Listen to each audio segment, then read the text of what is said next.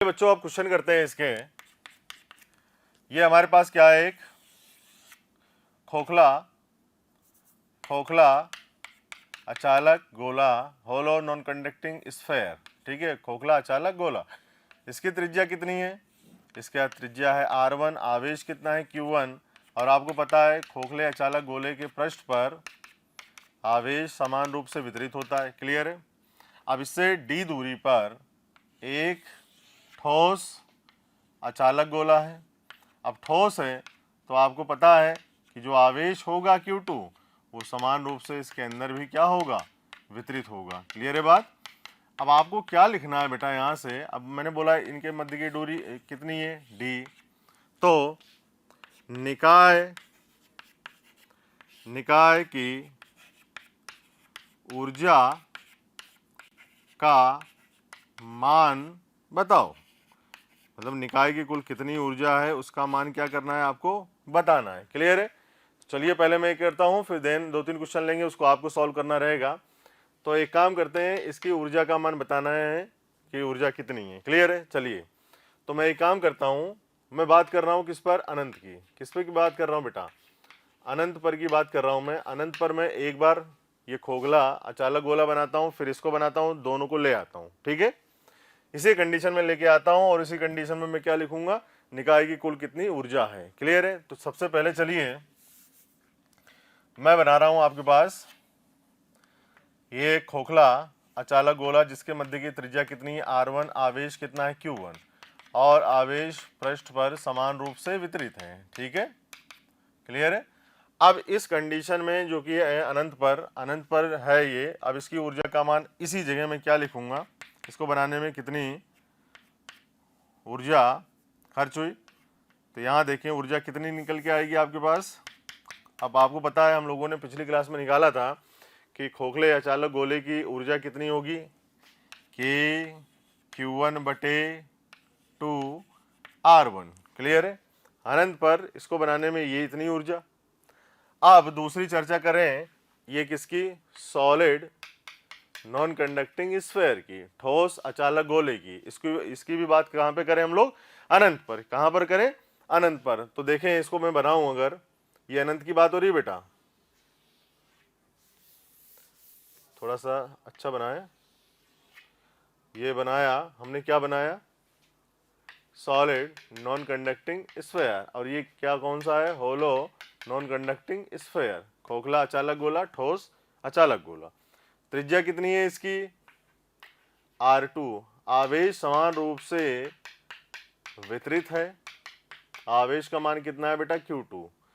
अब यहाँ पर ऊर्जा कितनी आएगी, ये जो बना इसकी ऊर्जा इस जगह आएगी, अनंत की बात हो रही है, तो ये आ जाएगी आपके पास कितनी बेटा, K Q2, और इसकी जो ठोस अचालक गोले की जो ऊर्जा होती है वो कितनी होती है, कुल कितनी होती है आपके पास, 3/5 K Q/R। तो रेडियस कितनी है, R2। तो ये हो गई। अब हम लोग क्या करें, इस होलो खोखले अचालक गोले को यहाँ पर ले आए, तो यहाँ से लेकर यहाँ पर लाने में कोई हमें कार्य करना नहीं पड़ेगा, क्योंकि फोर्स नहीं है तो कार्य भी नहीं करना पड़ेगा। तो हम क्या करें, इसको यहाँ से ले आए, ये हम लेके आए इसी कंडीशन में, ये R2 है, R1 सॉरी, और आवेश समान रूप से वितरित है, ये आवेश है Q1। क्लियर है? अब इससे d दूरी पर, इससे इस वाले खोखले अचालक गोले से d दूरी पर इसको लेके आना है। क्लियर है? तो हमें क्या करना पड़ेगा, जब अनंत से लेके आएंगे तो कार्य करना पड़ेगा, और उस कार्य का मान कितना होगा, उस कार्य का मान कितना होगा बेटा, अभी लिखते हैं। पहले मैं ले आऊं इसको, ये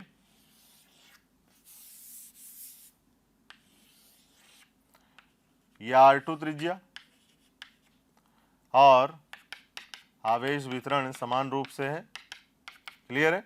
अब इन दोनों के मध्य की दूरी कितनी है, d। तो अब ऊर्जा क्या लिखेंगे, कुल ऊर्जा कितनी हुई, तो ये लिख रहे हैं हम लोग, देखें कुल ऊर्जा लिख रहा हूं मैं, टोटल एनर्जी। तो सबसे पहले इसको बनाने में KQ1/2R1 प्लस इसको 3KQ2/5R2 प्लस इसको यहाँ से ले जाने में कार्य कितना करना पड़ा, तो यह आ जाएगा KQ1Q2/D। इनके मध्य की दूरी कितनी है, D, तो यह आ जाएगा KQ1Q2/D। तो ये कुल ऊर्जा का मान आया इस निकाय की, इस पूरे निकाय की। और ये क्या है, होलो नॉन कंडक्टिंग स्फेयर, ये सॉलिड नॉन कंडक्टिंग स्फेयर, ठोस अचालक गोला, खोखला अचालक गोला। तो ये आ गई आपके पास जो ये निकाय दिया हुआ था, ये कुल पूरा निकाय जो ऐसे बना हुआ था, इस निकाय की हम लोगों ने ऊर्जा का मान निकाल लिया, कुल कितनी ऊर्जा होगी इतनी। क्लियर है बात? तो इसको फटाफट लिखिए, फिर आपके लिए मैं क्वेश्चन लेके आता हूँ, जल्दी लिखें फटाफट बेटा। तो अगले क्वेश्चन की बात कर रहे हैं यहाँ पर, और यहाँ पर दिया हुआ है आपके पास कितना, एक खोखला अचालक गोला जिसका आवेश कितना है Q, इसकी त्रिज्या कितनी बेटा R, इसकी त्रिज्या कितनी है R, और यहाँ पर भी एक इसके केंद्र पर, इस खोखले गोले के केंद्र पर आवेश क्या रख दिया गया Q, और हमसे पूछा गया क्या कि ऊर्जा का मान बताओ, निकाय की ऊर्जा का मान बताओ। ठीक है, तो आपको निकाय की ऊर्जा का मान बताना है, तो वीडियो को पॉज कर लें और सॉल्व करना स्टार्ट करें। ये क्या है आपके पास, होलो नॉन कंडक्टिंग स्फेयर, खोखला अचालक गोला। जल्दी से बताएं बेटा, वीडियो पॉज करें, जल्दी से बताएं। हो गया, हो गया, करें, चलिए आइए। तो हम लोग बात करते हैं इसके निकाय की कुल ऊर्जा का मान बताते हैं। तो चलिए मैं आपको दोबारा बेसिक से बताता हूँ, इसके बाद दिक्कत नहीं आनी चाहिए। एक लास्ट क्वेश्चन मैं लूँगा, देन उसके बाद आगे बढ़ेंगे इसमें। तो मैं कहाँ की बात कर रहा हूँ, अनंत की। तो अनंत पर आवेश क्या रखा हुआ है, ये Q, ये जो Q आवेश है कहाँ ले गए हम लोग, अनंत पर। ठीक है, दूसरा एक अनंत पर ये होलो नॉन कंडक्टिंग स्फेयर बना लें, ये होलो नॉन कंडक्टिंग स्फेयर बनाया हम लोगों ने, इसकी त्रिज्या कितनी बेटा R। ठीक है, होलो है, आवेश का वितरण समान रूप से इसको बनाया हमने, ऊर्जा का मान आया यहाँ से कितना, आवेश है Q, तो यह आ जाएगा KQ/2R, KQ/2R। अब इन दोनों को अनंत से ऐसी कंडीशन में लेके आते हैं जो कंडीशन हमें इस जगह दे रखी है। तो यहाँ से पहले लेके आए क्या, पहले हम लेके आए आवेश Q को, किसको लेके आए बेटा, आवेश, इस वाले आवेश को Q यहाँ पे लेके आए, ये Q आवेश ले आए हम लोग, तो हमें कोई भी कार्य करना नहीं पड़ा। ठीक है, अब हम इसको लेके आएंगे तो हमें क्या करना पड़ेगा, कार्य भी करना पड़ेगा। तो कार्य करना पड़ेगा, अभी मैं कार्य का मान लिखता हूँ, लेकिन पहले इससे पहले बना लूँ इसको। ठीक है, ये गोला बना लिया, इसकी त्रिज्या कितनी है R, आवेश स्टार्टिंग वाली कंडीशन में आ गया है। बेसिक से बता रहा हूँ आपको कि कोई परेशानी आपको ना आए। ठीक है, तो ये Q क्लियर है। अब कुल ऊर्जा अगर लिखनी है सिस्टम की, निकाय की कुल ऊर्जा का मान हमें लिखना है, तो कैसे लिखेंगे, देखें यहाँ पर कितनी ऊर्जा आई हमारे पास, KQ/2R, KQ/2R। ठीक है, अब यहाँ से पहले इसको लेके आए थे, हमें कोई भी कार्य करना नहीं पड़ा था, लेकिन जब इसको लेके आएंगे तो हमें क्या करना पड़ेगा, कार्य भी करना पड़ेगा, क्योंकि ये कंडीशन आपने कहाँ पढ़ी होगी, इलेक्ट्रोस्टैटिक 1 में। ठीक है, इस आवेश के कारण इस पर एक बल कार्य करेगा, जिसके कारण हमें क्या करना पड़ेगा, कार्य, है कि नहीं है। तो कार्य करना पड़ेगा, तो हमें कार्य भी लिखना पड़ेगा। यहाँ पर कितना आ जाएगा, Q/R। तो ये निकाय की कुल ऊर्जा का मान आ गया जो आपके पास दिया हुआ है, जो आपको दिख रहा है। ठीक है, तो इस निकाय की कुल ऊर्जा का मान हम लोगों ने ऐसे लिखा। क्लियर है। आप लोग क्या करें, क्या काम करें, जैसे कोई भी निकाय आपको दिया हुआ है तो आप क्या काम करें, उसको अनंत पे ले जाएं। अनंत पे ले जाने के बाद उसकी ऊर्जा का मान लिख लें कि उसको बनाने में कितनी ऊर्जा लगी होगी। तो हम लोगों ने इसको बना लिया है, ठीक है। ये ऊर्जा लगी कितनी, KQ बटे 2R। अब इसी कंडीशन में, जैसी कंडीशन आपको दे रखी है उसी कंडीशन में लेके आए और लिखें कि किसको ले आने में कार्य करना पड़ा, इसको किसको ले आने में कार्य नहीं करना पड़ा। नहीं करना पड़ा तो कार्य बराबर क्या हो जाएगा, 0। लेकिन अगर करना पड़ेगा तो कुछ कार्य का मान आएगा।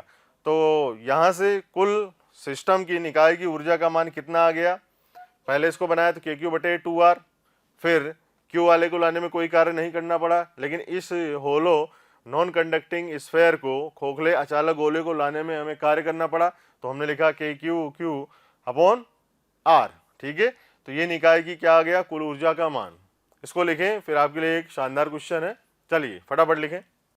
चलिए एक और क्वेश्चन लेते हैं बढ़िया सा, ठीक है।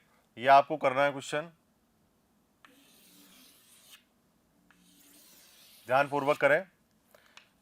यहाँ पर इसके दो गोले हैं। यहाँ पर पहले वाले गोले की त्रिज्या कितनी है बेटा, A।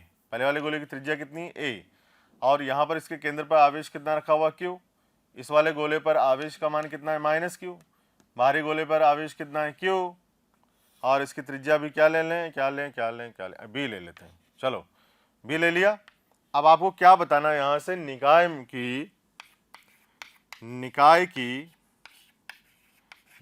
की कुल ऊर्जा का मान बताओ। निकाय की कुल ऊर्जा का मान बताओ। तो चलिए फटाफट वीडियो पॉज करके कीजिए, फिर मैं सॉल्व करता हूं जल्दी से, स्पीड से। हो गया भाई, चलिए देखते हैं। आइए मैं सॉल्व करता हूं इसको और ध्यानपूर्वक देखें, और मानता हूं कि आपसे हो गया होगा। क्लियर है? तो डायरेक्ट लिखूं, नहीं सर डिटेल में समझाओ। तो चलिए मैं डिटेल में आपको समझाता हूं कि पहले इस आवेश को केंद्र पे रखे हम लोगों ने, ये आवेश यहाँ पे रखा Q, तो इसको Q आवेश को अनंत से लाने में कोई हमें कार्य करना नहीं पड़ा है। तो यहाँ पर मैं टोटल एनर्जी लिखूंगा, लेकिन बता रहा हूँ आपको। अब चलिए दूसरी बात करते हैं।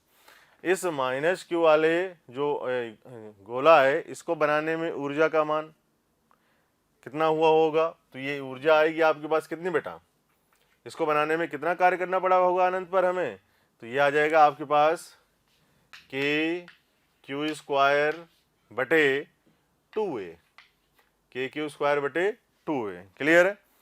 अब ये तो बात रही अनंत की। अब अनंत से इसको यहाँ पर लेके आ रहे हैं, इस कंडीशन में लेके आ रहे हैं, तो देखिए हमें क्या करना पड़ेगा, कार्य करना पड़ेगा। क्या काम करना पड़ेगा बेटा, कार्य करना पड़ेगा। तो उस कार्य का मान क्या आएगा जब हम इसको लेके आएंगे, अभी मैं लिखता हूं, लेकिन पहले मैं बना दूं इसको, ठीक है। थोड़ा सा अच्छे से बनाएं इसको।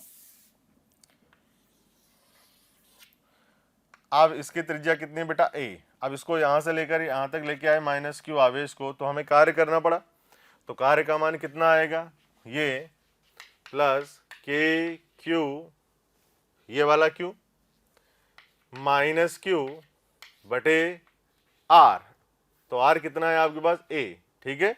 ये लिख दिया हम लोगों ने, प्लस अब देखें दूसरा वाला, इसको बनाया तो इसको बनाने में अनंत पर इसको बनाया, तो इसको बनाने में कितने कार्य करना पड़ेगा हमें, तो इसका मान आ जाएगा आपके पास कितना, KQ² बटे 2B, KQ² बटे 2B। दूसरा, अब आप क्या करें हम लोग, अनंत से इस बी वाली त्रिज्या के जो गोला है उसको इस कंडीशन में लेके आएंगे, तो हमें कुल कार्य कितना करना पड़ेगा देखें। तो पहले बना लिया जाए, देन उसके बाद में, तो ये इसकी त्रिज्या कितनी है, B, आवेश कितना, Q, ठीक है। अब देखिए हम लेके आ रहे हैं, तो एक इसके और इसके कारण कार्य करना पड़ेगा, एक इसके और इसके कारण कार्य करना पड़ेगा। तो उस कार्य का मान कितना आ जाएगा, प्लस KQ² बटे B, ठीक है। और एक इसके और इसके कारण कार्य करना पड़ेगा हमें, तो कितना हो जाएगा, प्लस KQ -Q बटे B। क्लियर है? तो ये कुल ऊर्जा का मान आ गया यथा स्थिति में लाने में, मतलब इस स्थिति में इस पूरे निकाय की ऊर्जा का मान क्या होगा, ये वाला। सबसे पहले बेटा मैं रिपीट कर रहा हूं, क्या काम करें, जैसे आपको ये दिया हुआ है पूरा सिस्टम ऐसे करके दिया हुआ है और आपसे पूछ रहा है इस वाले निकाय की कुल ऊर्जा का मान बताओ, ठीक है। तो परेशान में होने वाली कोई बात नहीं है। आप एक काम करें, क्या काम करें, सबसे पहले सभी को अनंत पे लेके जाएं, ठीक है, सिस्टमेटिक तरीके से करें। सभी को अनंत पे लेके गए, इसको लेके आए, इसको जब लेके आए तो हमें कोई भी कार्य करना नहीं पड़ा, ठीक है।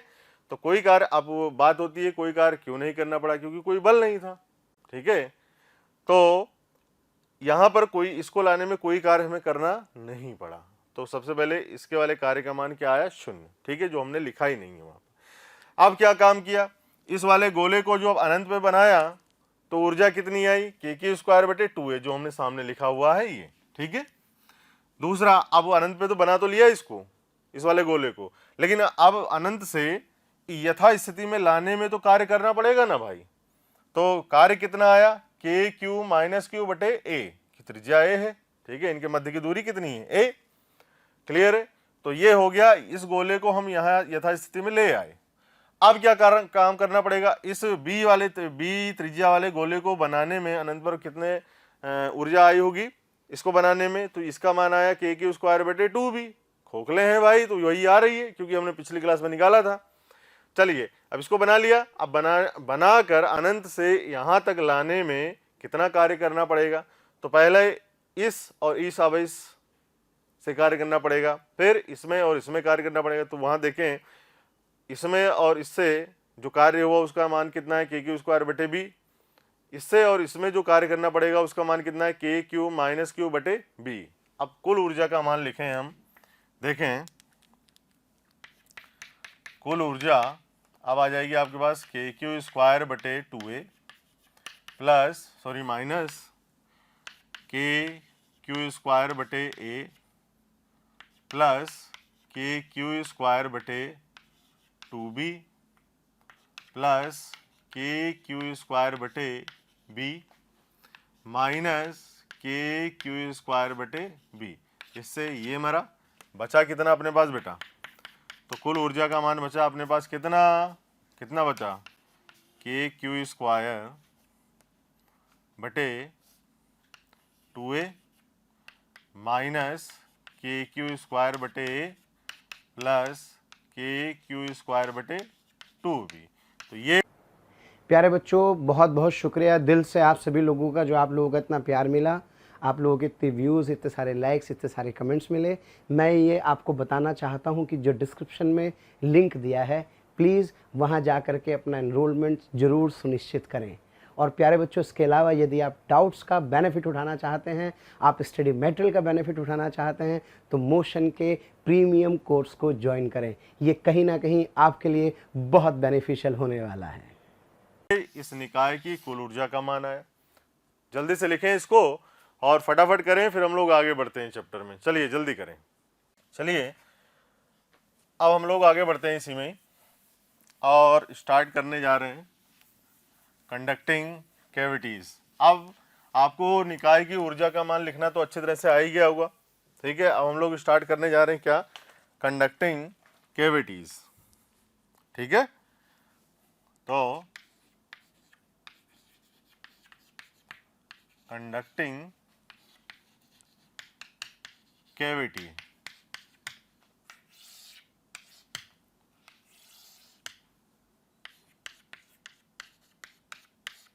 कंडक्टिंग कैविटी, तो देखें ध्यान से क्या होता है ये। तो हम लोग चर्चा करने जा रहे हैं किसकी, एक स्फेयर ले रहा हूं मैं, होलो, ये होलो स्फेयर ले लिया एक, क्लियर है, ये एक होलो स्फेयर और एक कंडक्टिंग स्फेयर ले रहा हूं। इसकी त्रिज्या का मान कितना है बेटा, इसकी त्रिज्या का मान है आपके पास R1 और इस वाली त्रिज्या का मान कितना है R2, ठीक है। ये क्या है, होलो स्फेयर, खोखला गोला, ये वाला जो है वो क्या है, खोखला गोला, और ये जो दूसरा वाला ये क्या है, कंडक्टर, ये क्या है, कंडक्टर, क्या है, चालक, हिंदी में कंडक्टर को क्या बोलते हैं? चालक, है ना? सर पता है हमें, आपने इतनी बार बोला। बेटा मैं बोल देता हूँ इसलिए क्योंकि आपको कोई परेशानी ना हो समझने में, ठीक है? तो ये देखो, ये R2 त्रिज्या है इसकी। हमने क्या दिया इसको? एक आवेश दिया Q। कितना आवेश दिया इसको? Q। तो आवेश दिया, और आवेश आपको पता है कि पृष्ठ पर समान रूप से वितरित होता है। चालक के अंदर कुल आवेश का मान कितना होता है? 0, ठीक है? आवेश क्यों दिया? तो कहां पर वितरित होगा? ये इसके पृष्ठ पर। क्लियर है? अब देखिए, चर्चा करने जा रहे हैं कंडक्टिंग कैविटीज की। तो हम लोग, मैं बता रहा हूं, चर्चा कर रहे हैं 3 पॉइंट की। इसमें 3 पॉइंट की चर्चा कर रहे हैं। ये पॉइंट है ए, और ये वाला पॉइंट है बी, और ये वाला पॉइंट है सी। क्लियर?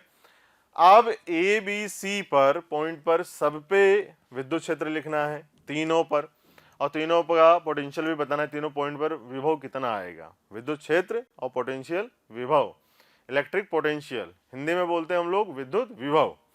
तो आइए हम लोग चर्चा करते हैं कि ए बिंदु पर विद्युत क्षेत्र का मान कितना होगा। ए बिंदु पर विद्युत क्षेत्र का मान कितना होगा? तो आपको पता है, जो खोखला गोला होता है उसके अंदर सभी बिंदुओं पर विद्युत क्षेत्र का मान कितना होता है? 0। विद्युत क्षेत्र का मान कितना होता है बेटा? 0। क्योंकि हम पिछली क्लासों में पढ़ चुके हैं, इसलिए मैं रिपीट यहाँ पर नहीं करूँगा। अगर आपको यहाँ पर देख रहे हो कि इसके अंदर विद्युत क्षेत्र का मान 0 कैसे हुआ, तो आप प्रीवियस लेक्चर देखें बेटा, उसमें काफ़ी अच्छे तरीके से बताया गया है कि खोखले गोले के अंदर अगर किसी बिंदु की बात की जाए कि किसी बिंदु पर विद्युत क्षेत्र का मान कितना है, तो वो क्या होगा? 0। तो यहाँ पर हम लोगों ने क्या रखा कि सर हमें पता है कि ए बिंदु पर विद्युत क्षेत्र का मान कितना होगा? 0। चलिए बी बिंदु पर विद्युत क्षेत्र की बात करें, तो बी बिंदु पर विद्युत क्षेत्र का मान कितना होगा? अब आप देखिए कि मैंने पहले बताया है कि किसी चालक के अंदर किसी भी बिंदु पर जो विद्युत क्षेत्र का मान होगा वो क्या होगा? 0। ये तो मैंने बताया हुआ है पिछली क्लासों में। तो यहाँ पर भी विद्युत क्षेत्र का मान क्या आया? 0। क्लियर है? विद्युत क्षेत्र का मान कितना आ गया बेटा? 0। अब सी बिंदु पर विद्युत क्षेत्र का मान बताना है, तो सी बिंदु पर विद्युत क्षेत्र का मान क्या आ जाएगा आपके पास? ये आवेश कितना है? आवेश जो समान रूप से पृष्ठ पर वितरित है, तो इसके कारण सी बिंदु पर विद्युत क्षेत्र का मान आएगा। कितना आएगा? के क्यू बटे आर स्क्वायर। के क्यू बटे आर स्क्वायर। क्लियर है? अब हम लोग दूसरी चर्चा कर रहे हैं। दूसरी चर्चा किसकी करेंगे? विद्युत विभव की। विद्युत विभव की। तो आइए विद्युत विभव लिखने जा रहे हैं कि भाई ए बिंदु पर विद्युत विभव का मान कितना होगा? ए बिंदु पर विद्युत विभव का मान कितना होगा? आवेश कहाँ है? यहाँ। बिंदु कहाँ है? यहाँ। तो विभव का मान कितना आएगा ए बिंदु पर? यह आ जाएगा आपके पास के क्यू बटे R2। के क्यू बटे R2, ठीक है? बी बिंदु पर विभव का मान कितना लिखोगे? ये बिंदु बी है, और बी बिंदु पर विभव का मान कितना आएगा? ये आ जाएगा आपके पास के क्यू बटे R2, है ना? जल्दी जल्दी कर रहे हैं कि पिछली क्लासों में हम लोगों ने पढ़ा हुआ है। विभव नहीं पढ़ा है। विभव कहाँ पढ़ा है? स्थिर विद्युत की फर्स्ट में, ठीक है? इसलिए मैं डायरेक्ट लिख रहा हूँ इधर। दूसरा, अच्छा यहाँ भी पढ़ा हुआ है, तो मैंने बताया कि इस आवेश से बी बिंदु पर विद्युत विभव का मान कितना आएगा? भाई नियत होगा के क्यू बटे R2। क्लियर? अब सी बिंदु पर विद्युत विभव का मान कितना आ जाएगा? देखिए आवेश समान रूप से इस जगह वितरित है। सी बिंदु यहाँ है, तो यहाँ से सी बिंदु पर कितना दूरी होगी? स्मॉल r मान लेते हैं। तो विद्युत विभव का मान कितना आएगा बेटा? के क्यू बटे आर। के क्यू बटे आर। तो ये ए बी सी बिंदु पर विद्युत क्षेत्र लिखा हम लोगों ने, ए बी सी बिंदु पर विद्युत विभव का मान लिखा हम लोगों ने। अब इसके बाद एक बड़ा क्वेश्चन ले रहे हैं, जिससे सबसे विद्युत क्षेत्र का मान और विद्युत विभव का मान हम लोग लिखेंगे। तो सबसे पहले आप इसको कॉपी करिए, देन हम लोग स्टार्ट करते हैं। जल्दी करें इससे। और टॉपिक का नाम है कंडक्टिंग कैविटीज। Conducting cavities. चलिए फटाफट लिखें इसको। चलिए अब एक क्वेश्चन करते हैं हम लोग। यहाँ से क्या है देखें।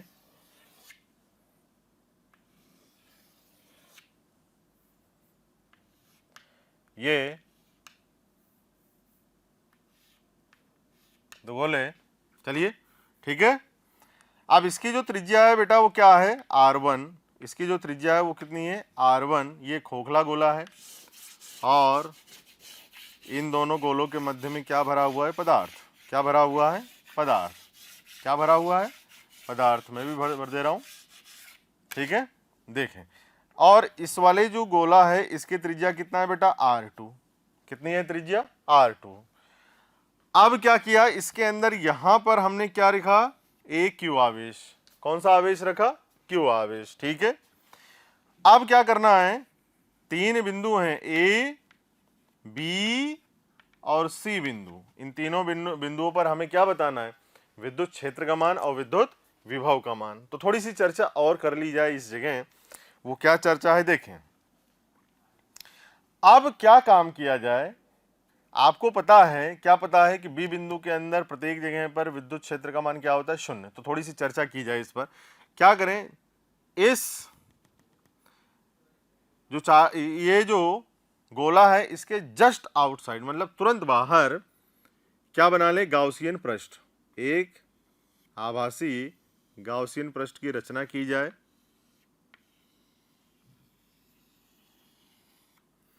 एक आभासी गाउसियन पृष्ठ की रचना की जाए।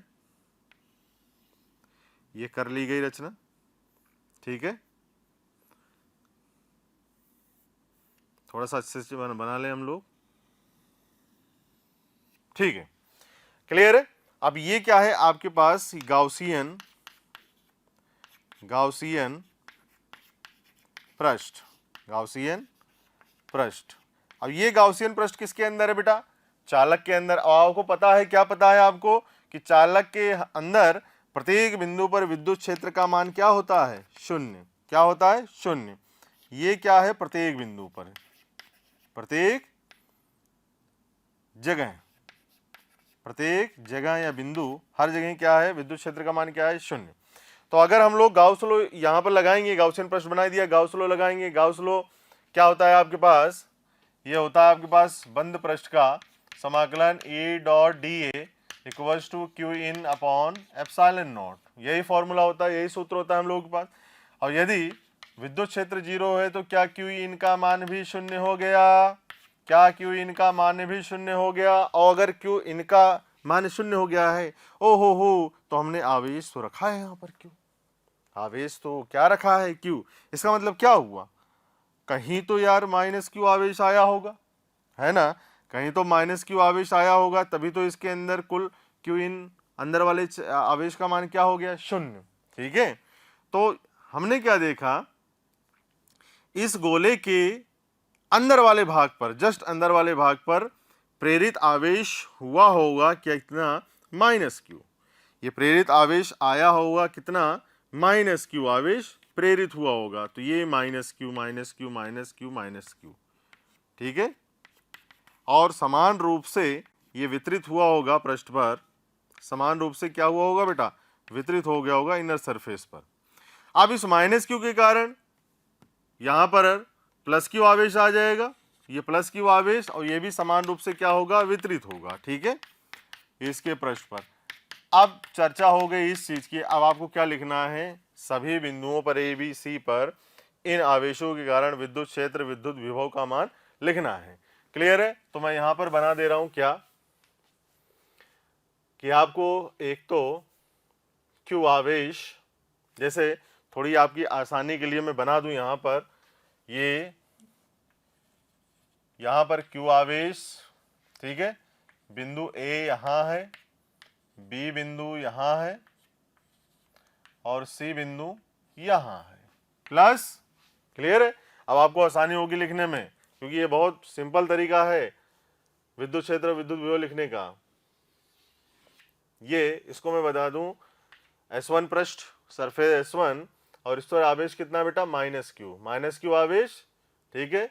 और जो बिंदु हैं ये, इसकी त्रिज्या कितनी है, R1 त्रिज्या है इसकी, और बिंदु A अंदर है, B बिंदु बाहर इसके, और C बिंदु भी बाहर, प्लस ये बड़ा वाला गोला जिसके पृष्ठ पर आवेश समान रूप से वितरित है Q, ठीक है। और ए और बी बिंदु कहाँ है, इसके अंदर है। इसकी त्रिज्या कितनी है, R2, त्रिज्या कितनी है, R2। तो ए बिंदु ये रहा आपका, यहीं पर बी बिंदु, और इधर क्या है आपके पास, सी बिंदु। अब सभी इन तीनों से Q, S1 और S2, ये S2 से आपको क्या लिखना है, विद्युत क्षेत्र और विद्युत विभव का मान। तो यहां देखते हैं तीनों बिंदुओं पर मैं टेबल बना दूं, इसी टेबल में आपको क्या करना है, लिखना है। ठीक है, तो देखें इधर,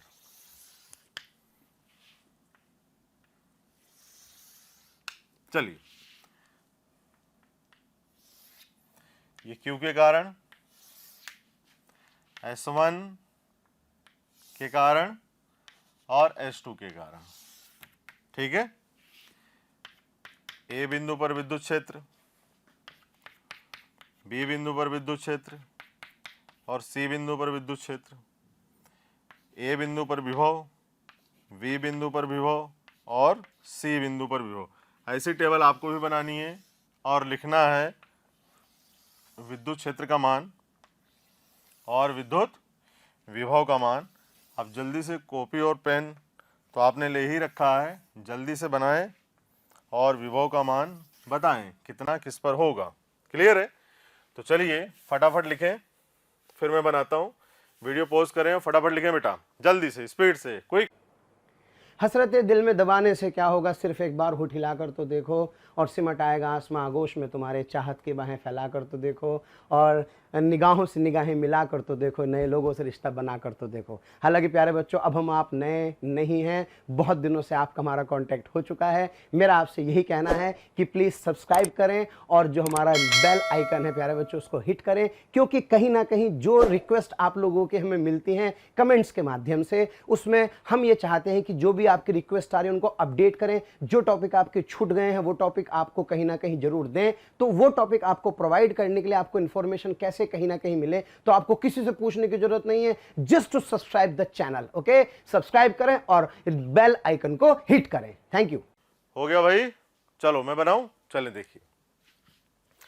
अब इस Q के कारण विद्युत क्षेत्र का मान ए बिंदु पर लिखना है। किस पर लिखना है, ए बिंदु पर विद्युत क्षेत्र का मान लिखना है।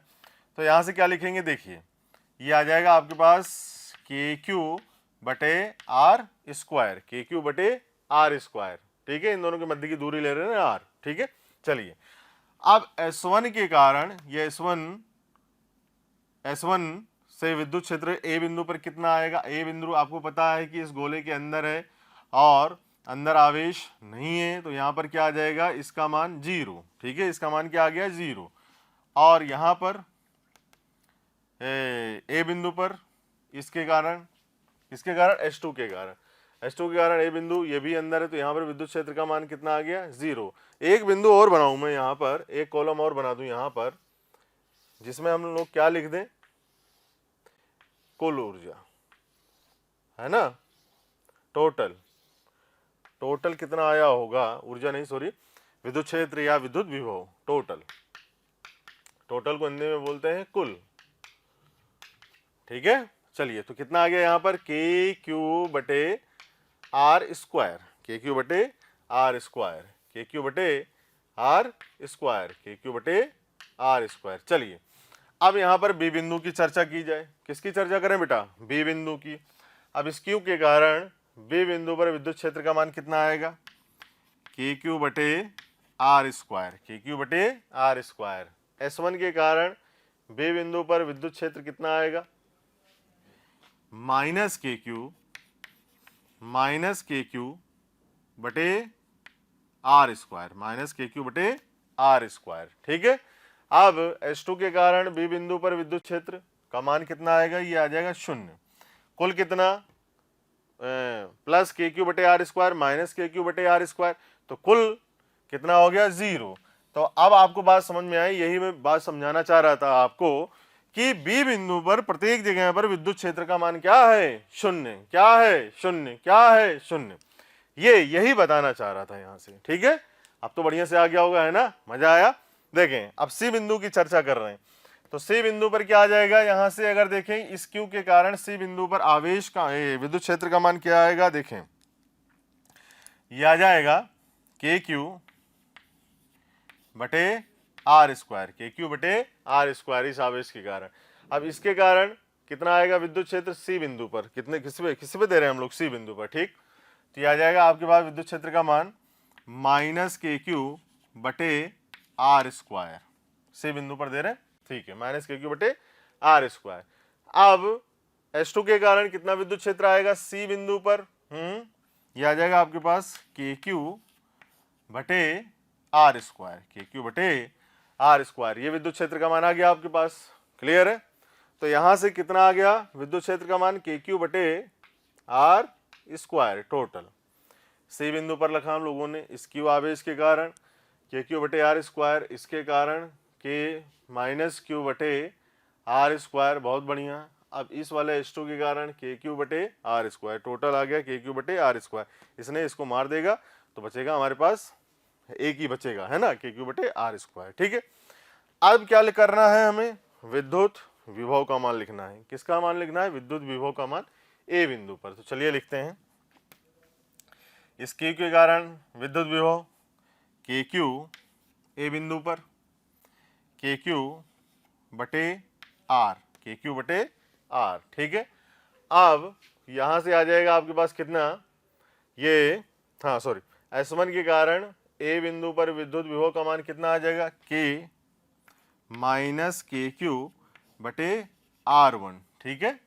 दूसरा S2 के कारण विद्युत विभव ए बिंदु पर कितना आ जाएगा, के क्यू बटे R2, के क्यू बटे R2, ठीक है। तो यहां से क्या आ जाएगा, के क्यू कॉमन ले लें यहां से, और कुल आ जाएगा आपके पास 1/r small minus 1/r1 plus 1/r2, ठीक है। ये आ गई बात समझ में, क्लियर है। मैं ही समझते जा रहा हूं या आप लोग भी समझ ही रहे हो, ठीक है। देखें, इस वाले के क्यू के, इस क्यू के कारण ए बिंदु पर दोनों के मध्य की दूरी क्या है, मान आर, ठीक है। अब विभव कितना हुआ, के क्यू बटे आर, क्लियर है, के क्यू बटे आर। यहाँ पर S1 के कारण आवेश कितना है, माइनस क्यू, ए बिंदु पर विभव लिखना है, इसकी त्रिज्या कितनी है, R1, ठीक है। अब हमने क्या लिखा, माइनस के क्यू बटे R1। ऐसे ही S2 के कारण विभव का मान कितना लिखा, के क्यू बटे R2, क्लियर है। चलिए, तो कुल हम लोगों ने लिख दिया है वहां पर। अब कर रहे हैं किसकी, बी बिंदु की बात कर रहे हैं। तो बी बिंदु पर इस क्यू आवेश के कारण विद्युत विभव का मान के क्यू बटे आर, इस क्यू के कारण बी बिंदु पर। अब यहाँ पर S1 के कारण लिखेंगे क्या, विभव का मान कितना आ जाएगा, ये माइनस के क्यू बटे आर विद्युत बी बिंदु पर, ठीक है। और सी बिंदु पर, सॉरी बी बिंदु पर इस S2 के कारण विभव का मान कितना आ जाएगा, के क्यू बटे R2। हम लोगों ने इन सबकी चर्चा पहले कर ली है, तो डायरेक्ट ही चल रहे हैं हम लोग यहाँ से, ठीक है। अब यहाँ से कितना आ जाएगा, के क्यू बटे R2। पिछली क्लासों में सभी चीज़ों की चर्चा हो गई, इसलिए डायरेक्ट लिखते जा रहे हैं, आपको भी आ रहा होगा। यहाँ से लेकिन अब सी बिंदु की चर्चा कर रहे हैं, तो सी बिंदु पर विभव का मान कितना होगा, इस क्यू के कारण के क्यू बटे आर, के क्यू बटे आर, ठीक है, सी बिंदु पर। अभी S1 के कारण सी बिंदु पर विभव का मान माइनस के क्यू बटे आर, ठीक है, माइनस के क्यू बटे आर। दूसरा R1 के ये S2 के कारण सी बिंदु पर विभव कितना आ जाएगा, के क्यू बटे आर, के क्यू बटे आर। तो कुल मिला के कहानी में क्या आ जाएगा आपके पास, टोटल के क्यू बटे आर। तो ये हम लोगों ने क्या लिखा, इन तीनों के कारण विद्युत क्षेत्र का मान तीनों बिंदुओं पर, Q, S1 और S2 के कारण तीनों बिंदुओं पर ABC पर विद्युत क्षेत्र का मान और विद्युत विभव का मान, क्लियर है। अब इसकी प्रैक्टिस करें, ये अगर आ गया आपको तो कोई भी चीज़ आपको रोक नहीं सकती है ना। ये आपको लिखना बेटा आना चाहिए, बिना देखे हुए आप लिखने की कोशिश करें इसको, क्लियर है। जल्दी से इसे कॉपी करें, फिर हम लोग चैप्टर में क्या करते हैं, आगे बढ़ना स्टार्ट करते हैं, ठीक है। जल्दी कॉपी करें इसको। चलिए अब एक बढ़िया क्वेश्चन स्टार्ट करते हैं, ठीक है। यहाँ से एक बढ़िया क्वेश्चन स्टार्ट करने जा रहे हैं, ध्यान से देखिएगा, मजा आएगा आपको करने में। देन इसके बाद चैप्टर में आगे बढ़ेंगे हम लोग। चलिए देखते हैं यहाँ से। तो यहाँ पर लिया हम लोगों ने ठीक है। ये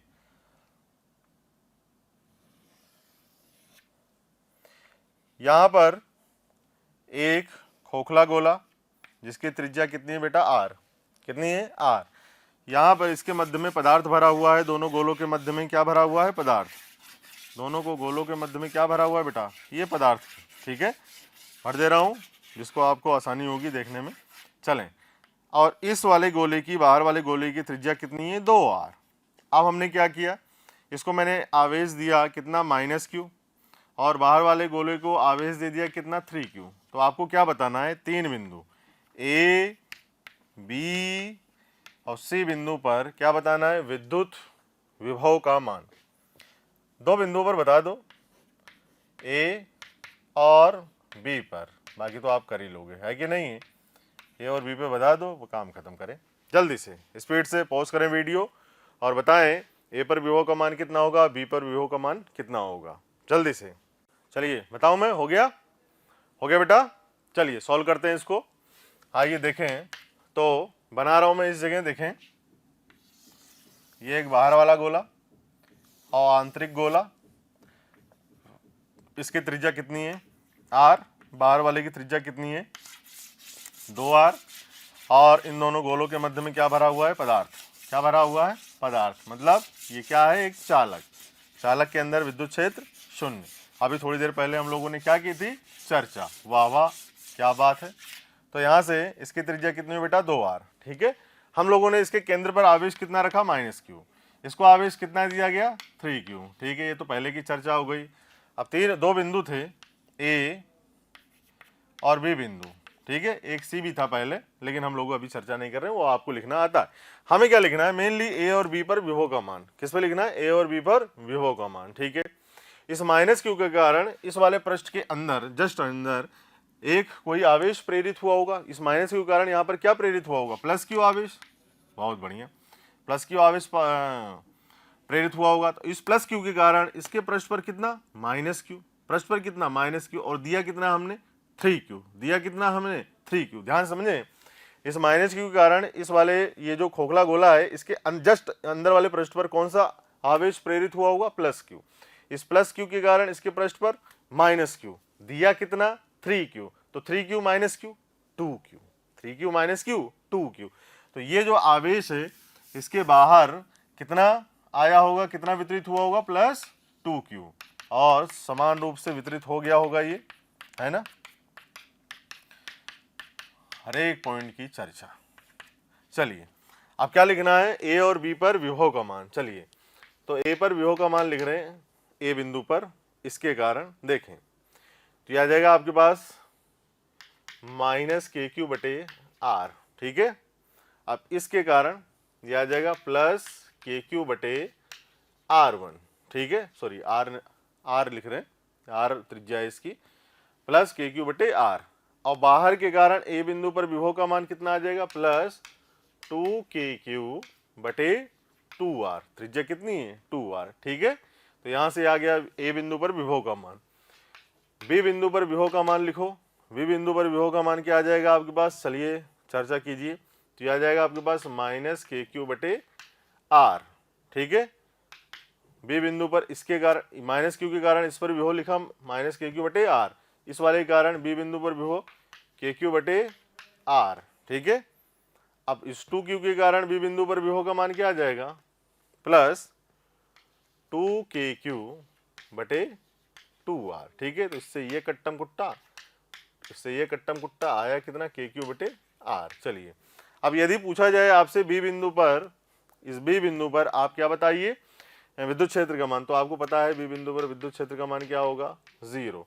अब ऐसे ही आप, जैसे अभी हम लोगों ने चर्चा की, इससे पहले भी चर्चा की और अभी भी चर्चा की, ये निकाला ए और बी पर विभव का मान।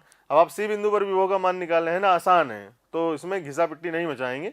जल्दी से इसको कॉपी करिए, सी बिंदु पर लिखना हो आप लोग लिख लीजिएगा, और स्टार्ट करते हैं नेक्स्ट चीज। जल्दी से कॉपी करें इसको बेटा, जल्दी से, स्पीड से। चलिए अब आता है हम लोगों के पास क्या, इलेक्ट्रोस्टैटिक शील्डिंग, विद्युत परिरक्षण। विद्युत परिरक्षण क्या होता है, देखें ये मैंने आपके लिए लिख दिया है, लेकिन इससे पहले मैं आपको समझा दूं, इसको पढ़ने से पहले आपको समझा दूं डिटेल के अंदर, कि जैसे अभी हम लोगों ने चर्चा की थी थोड़ी देर पहले, किस चीज़ की, कि एक बाहर और एक अंदर गोले पर हम लोगों ने चर्चा की थी अभी थोड़ी देर पहले, ठीक है। यहां पर हम लोगों ने क्या रखा था, एक आवेश प्लस क्यू, इसकी त्रिज्या क्या ली, आर, और R1 ले लें, और इसकी त्रिज्या क्या ली थी हम लोगों ने, और ये क्या है आपके पास, चालक है ना बेटा। विद्युत परिरक्षण की चर्चा कर रहे हैं, ध्यान से देखिएगा क्या होती है इलेक्ट्रोस्टैटिक शील्डिंग। देखें, ये एक चालक, इससे पहले थोड़ी देर पहले भी सभी बिंदुओं की चर्चा की थी, बस उसी से रिलेटेड है यहाँ पर भी। तो इसकी त्रिज्या क्या ली हम लोगों ने, R2, क्लियर है। अब इस Q के कारण एक इसके अंदर वाले भाग पर एक आवेश प्रेरित हुआ, उसे हमने क्या बोला, QI, मतलब Q इंड्यूस्ड। इंड्यूस्ड को हिंदी में क्या बोलते हैं, प्रेरित, ठीक है।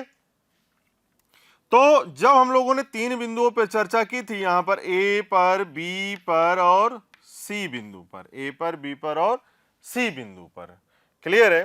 तो B बिंदु पर हम लोगों ने, हमें क्या पता है कि B बिंदु पर जो विद्युत क्षेत्र का मान है वो शून्य है।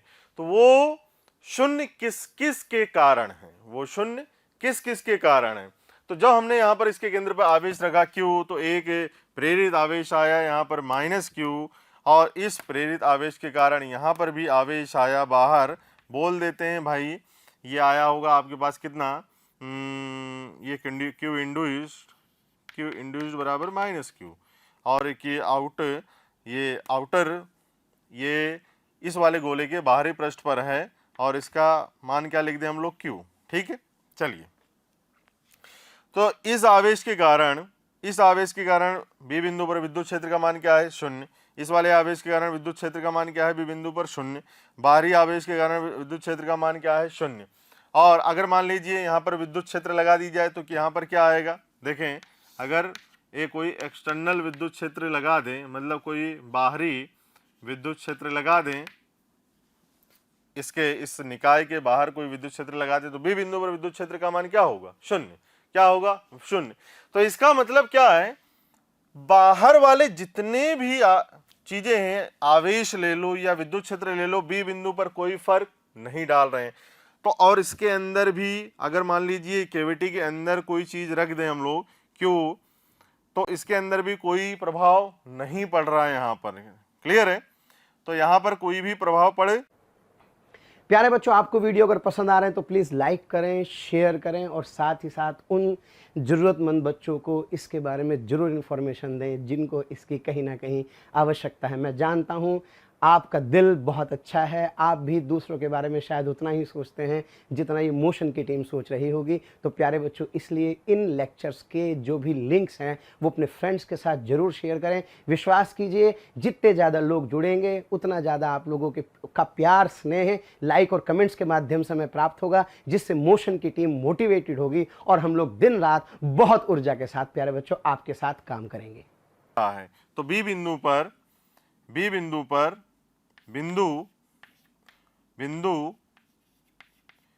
B पर अगर इस बिंदु B की चर्चा की जाए तो B बिंदु पर किस किस के कारण विद्युत क्षेत्र का मान 0 है। एक तो +Q आवेश के कारण,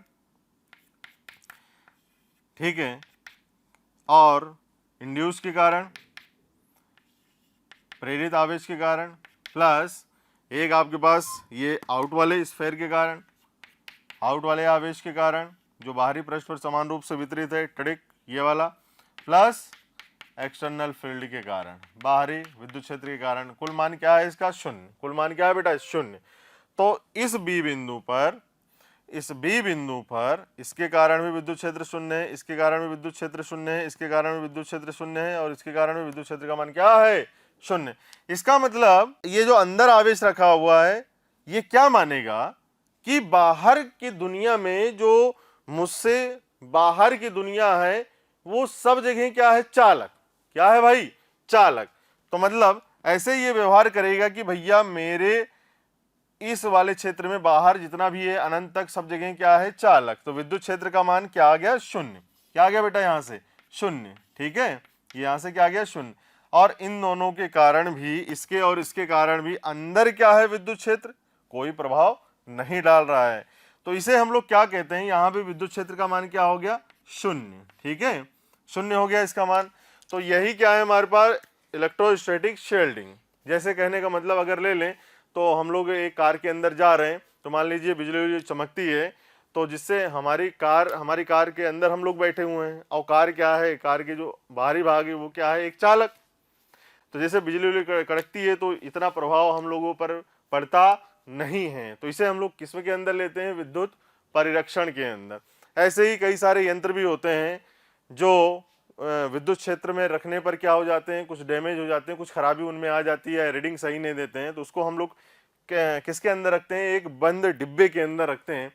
तो वो बंद डिब्बा क्या होता है, एक चालक होता है। तो चालक के अंदर हम लोगों ने एक कैविटी बनाई, उसके अंदर उसको रख दिया हम लोगों ने, इससे बाहर के कोई प्रभाव उस पर पड़ता नहीं है।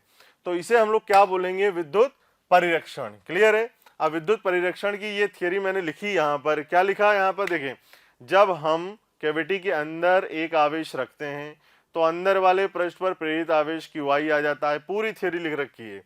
इस Q के कारण यहाँ पर एक प्रेरित आवेश आया -Q। चलो ठीक है, तो QI ऐसे व्यवस्थित होता है कि QI और Q के कारण चालक के आंतरिक पृष्ठ पर, चालक के आंतरिक पृष्ठ पर कुल प्रभाव शून्य होता है। मतलब कि विद्युत क्षेत्र का मान क्या हुआ बेटा, शून्य। इसके कारण भी और इसके कारण भी कोई फर्क पड़ने वाला नहीं है। चलिए बहुत बढ़िया।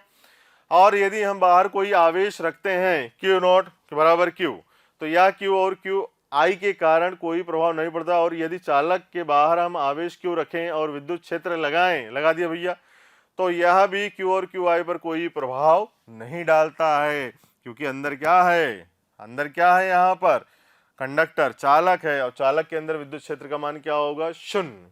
आई बात समझ में। इसका मतलब अगर इसके अंदर, इस कैविटी के अंदर आप कुछ भी रख दो, कोई आवेश रखो, कोई यंत्र रखो, चाहे जितनी फील्ड लगाओ, इलेक्ट्रिक फील्ड, इस इलेक्ट्रिक फील्ड के कारण इस यंत्र पर कोई प्रभाव पड़ने वाला नहीं है, कोई प्रभाव पड़ने वाला नहीं है। ठीक है। तो कई सारी चीजें आपने देखी होगी, एक बंद डिब्बे के अंदर हम लोग क्या रखते हैं, कोई इंस्ट्रूमेंट रख दिया है ना, तो बाहर की दुनिया में विद्युत क्षेत्र है, ये लाइट वाइट क्या है आपके पास, विद्युत क्षेत्र। तो इस विद्युत क्षेत्र का उस जो इंस्ट्रूमेंट है जो उसके अंदर रखा हुआ है, उस पर कोई प्रभाव नहीं पड़ता है। क्लियर है। दूसरी लाइन, अगली लाइन में क्या लिखा हम लोगों ने, यदि हम कैविटी के अंदर कोई आवेश या यंत्र रख दें तो इन पर बाहरी विद्युत क्षेत्र का कोई प्रभाव पड़ना नहीं है। इसे हम लोग क्या लेते हैं बेटा, विद्युत परिरक्षण। विद्युत परिरक्षण याद रखें, इसको फटाफट लिखें, फिर मैं इसमें इलेक्ट्रिक फील्ड भी बना के बताता हूं कि आपकी इलेक्ट्रिक फील्ड कैसे बनेगी। क्लियर है। अब देखें, थोड़ा सा मैं बता दूं इसी के अंदर, अगर आप चाहें तो चलिए इसको लिख लीजिए फटाफट, फिर मैं बनाता हूं, जल्दी से लिखें। चलिए, अब मैंने आपसे बोला था मैं विद्युत क्षेत्र बनाता हूं, देखें तो कैसे बनेगी, यूनिफॉर्म डिस्ट्रीब्यूशन होगा कि नॉन यूनिफॉर्म डिस्ट्रीब्यूशन होगा, ध्यान से देखते हुए चलें। ठीक है, ये बना लिया इसके अंदर,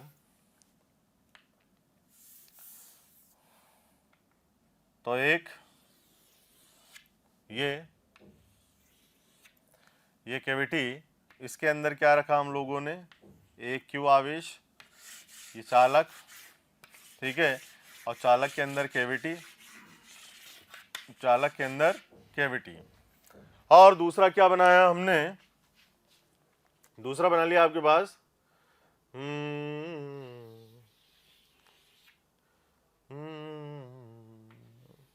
ये, और अभी केंद्र पे नहीं रखेंगे, अभी थोड़ा इससे इतनी दूर रखेंगे। ठीक है, ये वाला। चलिए, यहां पर हुआ। और एक काम करते हैं, इससे बढ़िया एक स्फेयर बनाते हैं हम लोग, गोला बनाते हैं एक, देखें, और ये, अब आवेश केंद्र पे नहीं रखेंगे, आवेश थोड़ा इधर रखेंगे। ठीक है, और ये भी क्या है, एक चालक। ठीक है, ये भी क्या है, एक चालक। क्लियर है।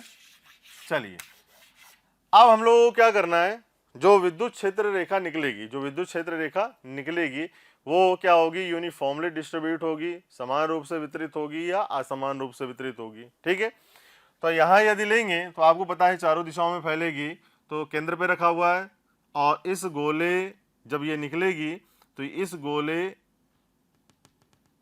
के 90 डिग्री जो इसका थोड़ा सा क्षेत्रफल है और रेखा के बीच में कितना डिग्री कोण होगा बेटा? 90 डिग्री। याद रखना, पृष्ठ के लंबवत। ठीक है, तो ये ऐसे करके, ठीक है, ऐसे ऐसे 90 डिग्री याद रखें, पृष्ठ के लंबवत, पृष्ठ के लंबवत, पृष्ठ के लंबवत, पृष्ठ के लंबवत, पृष्ठ के लंबवत। आई बात समझ में? तो यहां पर क्या है? यूनिफॉर्मली डिस्ट्रीब्यूट है। क्या है बेटा? यूनिफॉर्मली डिस्ट्रीब्यूट है, मतलब समान रूप से वितरित है। तो मैं यहाँ पे ये लिख देता हूँ, यूनिफॉर्मली डिस्ट्रीब्यूशन है, तो आपको याद रखें समान रूप से वितरण है। अब इस गोले के बाहरी पृष्ठ पर है ना, तो यहाँ भी क्या है? जो आवेश का वितरण होगा वो समान रूप से, और जो विद्युत क्षेत्र रेखाएं होगी वो समान रूप से वितरित होंगी। ठीक है, तो यहाँ भी क्या है? ऐसे करके, ये इधर भी ऐसे, इधर इधर इधर समान रूप से, ऐसे इधर, ये ऐसे। तो यहाँ भी क्या है? यूनिफॉर्मली डिस्ट्रीब्यूशन है। क्लियर है? ठीक है, अच्छी बात। अब देखें दूसरे वाले में, यहाँ पर जो हम लोग बात कर रहे हैं, अब केंद्र पर आवेश रखा हुआ नहीं है। अब केंद्र पर आवेश रखा हुआ नहीं है, तो विद्युत क्षेत्र रेखाएं कैसे बनेगी? आपको पता है, पृष्ठ के लंबवत, पृष्ठ के लंबवत। तो देखें यहाँ पर कैसे बनेगी? ऐसे करके, पृष्ठ के लंबवत। ठीक है, ये ऐसे, पीछे भी ऐसे।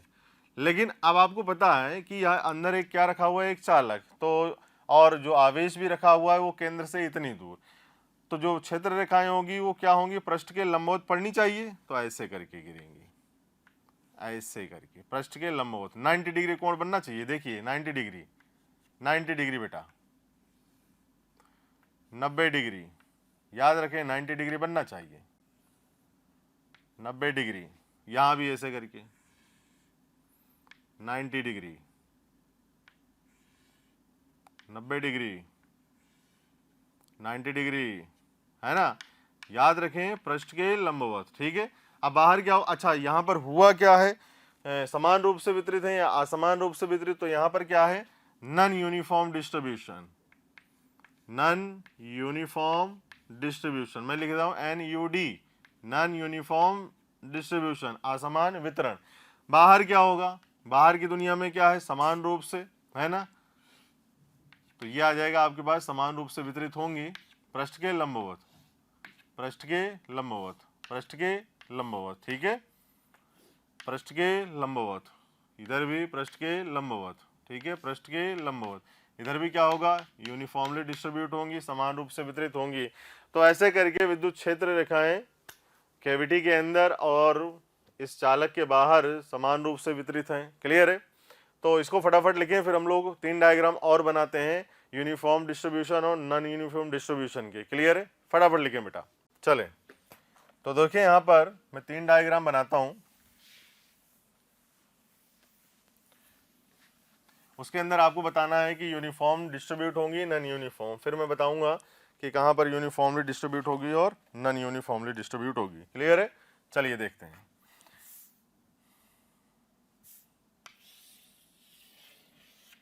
ठीक है, ये केंद्र पे रखा मैंने क्यू आवेश। अब फटाफट लिख लें आप लोग, है ना?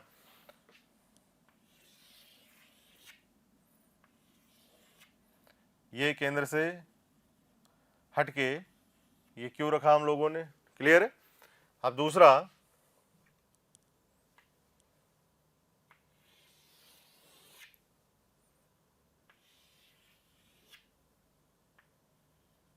ये बताना है आपको। ये 3 डायग्राम है, किसमें यूनिफॉर्मली डिस्ट्रीब्यूट होगी, किसमें नॉन यूनिफॉर्म डिस्ट्रीब्यूशन होगा। या और इसके अंदर बता दूं मैं आपके पास, ये भरा हुआ है पदार्थ, ये एक चालक है, इसके अंदर पदार्थ भरा हुआ है और इसके अंदर कैविटी है, ये कैविटी है। तो आपको सिर्फ बताना इतना है कि जो डिस्ट्रीब्यूशन होगा वो समान रूप से होगा या असमान रूप से। ये चालक है बेटा, मैं बता दूं, ये चालक है आपका और अंदर कैविटी है, ये कैविटी है। ठीक है, ये भी है। तो जल्दी से बताएं, स्पीड से, हो गया हो तो बताएं। सिर्फ लिखना है, बनाना नहीं है, क्षेत्र रेखाएं बनानी नहीं है, सिर्फ लिखना है यूनिफॉर्मली है कि नॉन यूनिफॉर्मली, है ना? तो चलिए बताएं यहाँ पर क्या होगा? यूनिफॉर्मली डिस्ट्रीब्यूट होगा। यहाँ पे बाहर नॉन यूनिफॉर्म डिस्ट्रीब्यूशन होगा। ठीक है, क्लियर है। चलिए यहाँ बताएं, यहाँ पर क्या होगा, नॉन यूनिफॉर्मली डिस्ट्रीब्यूट होगी, बाहर भी नॉन यूनिफॉर्मली डिस्ट्रीब्यूट होगा, क्लियर है। यहाँ पर क्या होगा, नॉन यूनिफॉर्म डिस्ट्रीब्यूशन होगा, असमान वितरण होगा। यहाँ पर क्या होगा, समान वितरण होगा, ठीक है, क्योंकि सम्मित है। चलिए देखें, हो गया, ठीक है। जल्दी से लिखें बेटा इसको, है ना, फिर हम लोग आगे बढ़ते हैं, एक नया टॉपिक स्टार्ट करते हैं। जल्दी लिखें इसको। प्यारे बच्चों, अगर आपको लेक्चर पसंद आ रहे हैं और मैं आपसे कहता हूं कि आपको लग रहा है कि ये टॉपिक भी सर से ही पढ़ना है और आप उसके लिए कोई आपकी क्यूरी है या कोई भी आपके किसी भी तरह का प्रॉब्लम है, तो आप इस टोल फ्री नंबर पर संपर्क कर सकते हैं। टोल फ्री नंबर है 18002121 799 18002121 1821 799 18002121 799।